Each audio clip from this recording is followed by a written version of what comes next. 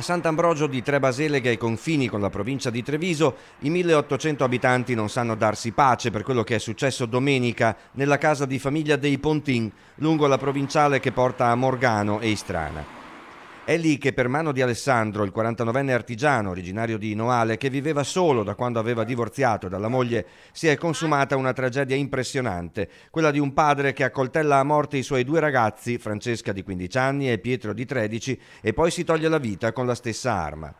Pontin, conosciuto e stimato in paese parchettista fino a qualche mese fa, aveva avviato poi una nuova attività nel settore dei trattamenti curativi con una nuova compagna. I ragazzi vivevano con la mamma Roberta Calzarotto ad Arsego dai nonni materni. Francesca a scuola, alle superiori al Pertini di Camposampiero, Pietro alle medie Marco Polo. La madre è infermiera all'ospedale della cittadina dell'Alta, una madre rimasta senza i suoi gioielli e che durante l'annuncio dei carabinieri ha avuto bisogno di assistenza medica per lo shock.